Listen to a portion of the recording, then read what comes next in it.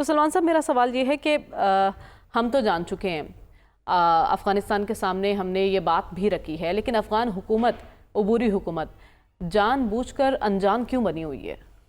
دیکھیں، جب آپ دہشت گردی کی بات کریں گے، دہشت گردی کی سرگرمیوں کی بات کریں گے اور دہشت گردی کے لیے افغان سرزمین کے استعمال کا سوال اٹھے گا تو پھر ہمیں ذرا دوحہ معاہدے کی طرف جانا پڑے گا۔ جی اگر وہ معاہدہ دیکھیں تو اس میں افغان انتظامیہ، جو طالبان انتظامیہ ہیں، انہوں نے باقاعدہ دستخط کیے ہوئے ہیں کہ ہماری سرزمین دہشت گردی کے لیے استعمال نہیں ہوگی، ہمسایہ ممالک کو اس حوالے سے کوئی شکایات نہیں ہوں گی اور ہم امن اور استحکام کے لیے کام کریں گے۔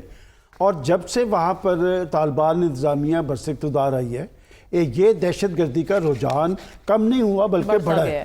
اور کیوں کر بڑھا ہے؟ آپ نے بھی کہا کہ جی پاکستان نے ایک مرتبہ نہیں، 20 بار ان کو شواہد فراہم کیے ہیں۔ اور بات یہ کہ یہ جو مشرقی بارڈر ہے، اس پر اس سے پہلے تو ایسے کچھ نہیں تھا۔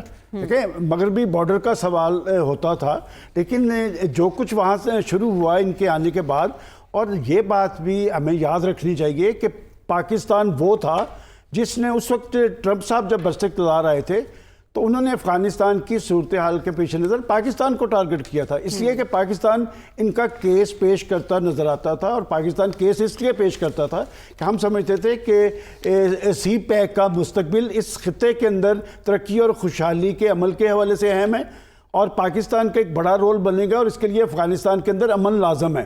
اور پاکستان نے سہولت کار بنتے ہوئے مری مذاکرات کروائے، دنیا میں ان کا کیس پیش کیا، اور ٹرمپ صاحب نے اپنی دونوں پریس کانفرنس، ایک افغان صورتحال کے حوالے سے، ایک اپنی قومی سلامتی کی پالیسی کے حوالے سے، دونوں دفعہ انہوں نے پاکستان کو ذمہ دار ٹھہرایا، لیکن پاکستان اپنے اس مسلسل موقف پہ کاربند رہا کہ افغان مسئلے کا سیاسی حل نکلنا چاہیے۔ لیکن اب عمل دیکھا جائے تو اشرف غنی صاحب کی حکومت یا حامد کرزئی صاحب کی حکومت سے آج کی طالبان انتظامیہ مختلف نہیں ہے۔ بات یہ کہ ان کے اندر جواب دہی کا احساس کیوں نہیں ہے، اور وہ جو آپ نے سوال اٹھایا ہے کہ وہ کیوں نہیں سد باب کر پاتے۔ دیکھیں، بات یہ کیا انہیں نہیں پتا کہ وہ وہاں ان کی سرزمین کن کے لیے استعمال ہوتی ہے؟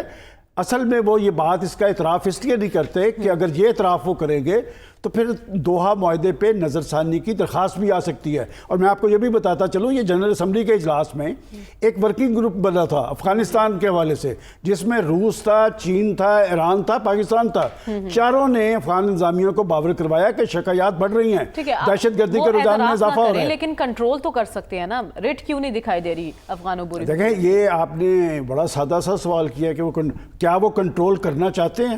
سوال تو یہ ہے۔ اور جو دہشت گردی کر رہے ہیں، اور ٹی ٹی پی کے ساتھ ان کا ایک غیر اعلانیہ الائنس موجود ہے، یہ کون ہے؟ یہ ایک ہی مکتبہ فکر کے لوگ ہیں۔ بات یہ کہ اگر تو وہ کرنا چاہیں تو وہ کر سکتے ہیں، لیکن وہ جو آپ نے 2021 کی بات کی ہے، مجھے یاد پڑتا ہے ہمارے پروگرام کے دوران ہی یہ خبر آئی تھی۔ اس وقت کیا ہماری ریاست نے یا حکومت میں جو لوگ موجود تھے وہ تو یہ کہہ رہے تھے کہ یہ ہم ان کو لائیں گے، لا کر یہاں پر بسائیں گے، پھر یہ امن کے لیے کام کریں گے۔ آج جو پاکستان کے اندر صورتحال بنی ہوئی ہے، لیکن وہ مائنڈ سیٹ تو اب بھی موجود ہے۔ جی، مائنڈ سیٹ انہوں نے تو ابھی وہی بات کہی ہے۔ اس کا مطلب یہ خاص مائنڈ سیٹ ہے۔ اور بات یہ دیکھیں، ابھی میں دیکھ رہا تھا بلاول بھٹو زرداری نے بڑی جرأت سے بات کی ہے۔ آپ کو کم از کم اپنے مفادات کے حوالے سے تو یکسو ہونا چاہیے، اور اس نے درست کہا کہ یہ خاص مائنڈ سیٹ ہے، یہ تو ایک بہانہ ہے، اور نشانہ پاکستان کا اٹامک پروگرام ہے، اور اٹامک پروگرام ہضم نہیں ہوا مغرب کو، خاص طور پہ امریکہ کو۔ اور یہ جو دہشت گردی کا سارا صورتحال ہے، یہ پاکستان کو غیر مستحکم کرنے کے لیے، میں بھی ایک سوال اٹھاتا ہوں کہ جب بھی پاکستان معاشی حوالے سے سنجیدہ ہوتا ہے، یکسو ہوتا ہے، کچھ کرتا نظر آتا ہے، تو ایک دہشت گردی کی لہر میں تیزی آ جاتی ہے۔ دوسرا، پاکستان کے اندر سے اس طرح کے بیانات آنے شروع ہو جاتے ہیں کہ جیسے پاکستان ایک غیر ذمہ دار ملک ہے یا غیر مستحکم ملک ہے۔ دیکھیں، بات یہ کہ ایک تو یکسوئی ہونی چاہیے، جیسے آپ نے بہت اچھی بات کی کہ ریاست اور حکومت دونوں کا موقف ایک ہے۔ بات یہ کہ یہ دہشت گردی کی جنگ جو ہے، یہ بنیادی طور پہ تو امریکہ کی جنگ تھی، وہ پاکستان کی سیکورٹی فورسز نے جیت کے دکھائی تھی۔ پاکستان کی سیکورٹی فورسز کو امریکہ بھی سراہ رہا تھا، برطانیہ بھی سراہ رہا تھا، جو ان کی جنگ تھی اور بھائی آپ تو افغانستان سے پتھر چاٹ کے چلے گئے, اپنا اسلحہ وہاں پر چھوڑ گئے, باقی فنڈنگ کر دی انڈیا نے. اور یہ جو آپ جب طالبان انتظامیہ کی بات کرتے ہیں, ان کا کنٹرول اپنی فورسز پہ نہیں ہے, اور ان کی فورسز کو منظم اور فعال بنانے میں را کا ایک رول رہا ہے. این ڈی ایس اور را کا ایک گٹھ جوڑ تھا, اور وہ سارے مل جل کے یہ کام کرتے رہے. بات یہ کہ اب روس, چین اور ایران کے ساتھ مل کے دیکھیں, وہ ورکنگ گروپ اقوام متحدہ میں انہوں نے وہاں پہ باور کروایا تھا کہ آپ کی وجہ سے اس خطے میں پرابلم پیدا ہو رہے ہیں. اور یہ بات صرف پاکستان کے حوالے سے نہیں تھی, یہ وہ 4 ملک تھے جنہوں نے افغانستان کے اندر طالبان انتظامیہ کو بست اقتدار لانے میں ایک رول ادا کیا تھا. اور پاکستان کے حوالے سے یار, پاکستان تو آپ کا موسم تھا, پاکستان نے آپ کی وجہ سے بہت سارا نقصان برداشت کیا, پاکستان نے آپ کا کیس لڑا دنیا کے سامنے. اور آپ بیٹھ کے وہ جو ان کے ترجمان کہتے ہیں, جب ان سے کہتے ہیں کہ آپ اپنی ریٹ قائم کریں, آپ دہشت گردی کے مراکز کا سدباب کریں, تو وہ کہتے ہیں جی پاکستان اپنی ریٹ قائم کرے. بات یہ کہ الٹا چور کوتوال کو ڈانٹے, یہ صورتحال اس طرح نہیں چلے گی. اور میں سمجھتا ہوں کہ پاکستان کو اس حوالے سے ایک مربوط حکمت عملی بنانی چاہیے اور دنیا کو باور کروانا چاہیے. سلمان صاحب, ایک ڈیڈ لائن دے کر مذاکراتی عمل کو مشروط کر دینا کہ تب تک معاملات سیٹل ڈاؤن ہو جانے چاہیے, اس کی کیا وجہ ہے؟ اس کی بڑی وجہ تو وہ حکومت پر اپنا دباؤ جو ہے وہ قائم رکھنا چاہتے ہیں. دیکھیں بات یہ کہ یہ مذاکراتی عمل کیوں کر شروع ہوا, کیسے شروع ہوا, کس کے کہنے پہ شروع ہوا, یہ ساری چیزیں آہستہ آہستہ یہ جب عمل آگے کی طرف بڑھے گا تو یہ نظر آ جائے گا. اصل چیز یہ دیکھنی ہے کہ پہلے مرحلے پہ جو میٹنگ ہوئی ہے اس میں آپ دیکھیں کہ بڑا خیر سگالی کا مظاہرہ ہوا, قومی اتفاق رائے, لیکن جو 4 معتبر لوگ تھے اس پارٹی کے وہ اس میں شریک نہیں ہوئے. اس میں ان کے جو اتحادی راجہ ناصر عباس صاحب, حامد رضا صاحب اور اسد کیسر صاحب موجود تھے.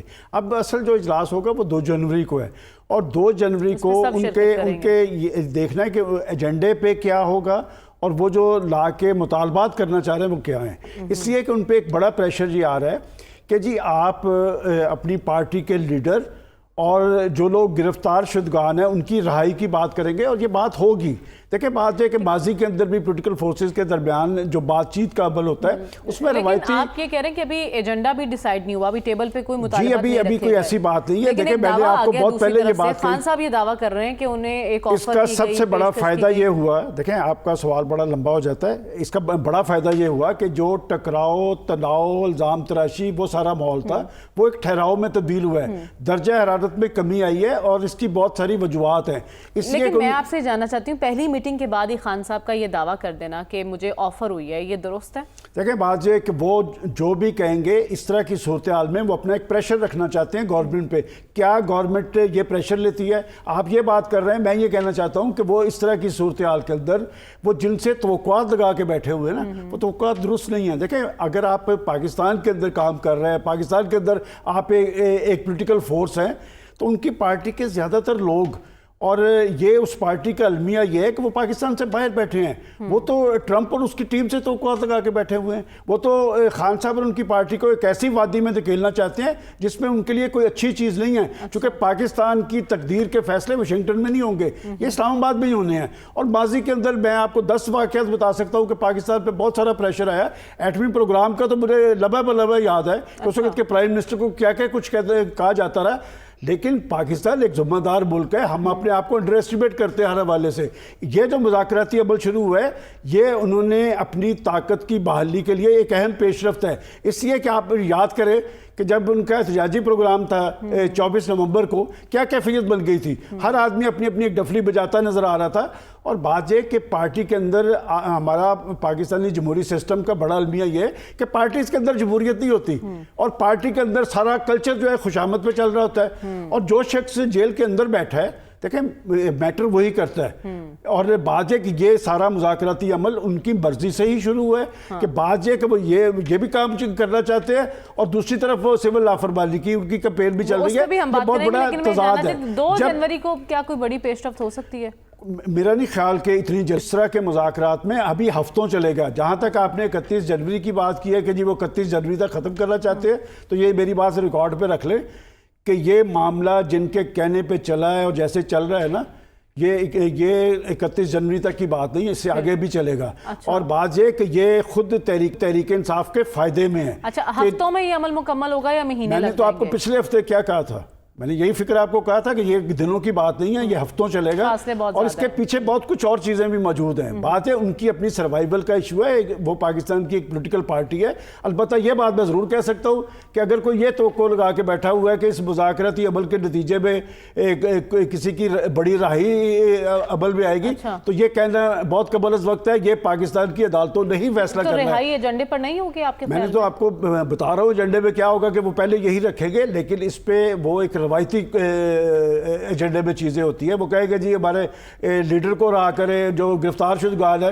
یہ سارا عمل جو آپ کو چلتا نظر آ رہا ہے 9 مئی کے حوالے سے، جو سزاؤں کا عمل ہے، یہ ایسے نہیں ہے۔ بات یہ کہ اگر آپ تو ان کی رائے کی بات کر رہے ہیں، دوسری طرف سزاؤں کا عمل چل رہا ہے، لہٰذا انہوں نے اپنے تمام آپشن بروئے کار لا کے دیکھے ہیں۔ انہوں نے احتجاج بھی کر کے دیکھ لیا، انہوں نے لانگ مارچ بھی کر کے دیکھ لیا، انہوں نے اور بہت سارے آپشن بروئے کار لا کے پھر وہ مذاکرات پہ آئے ہیں۔ تو ان کے پاس اس وقت پہلا اور آخری آپشن مذاکرات ہی ہے۔ اور ایک بات میں بتاؤں کہ جب مذاکرات کے اندر بڑا مرحلہ جو ہوتا ہے، وہ سوالات نہیں ہوتے، وہ مطالبات نہیں ہوتے۔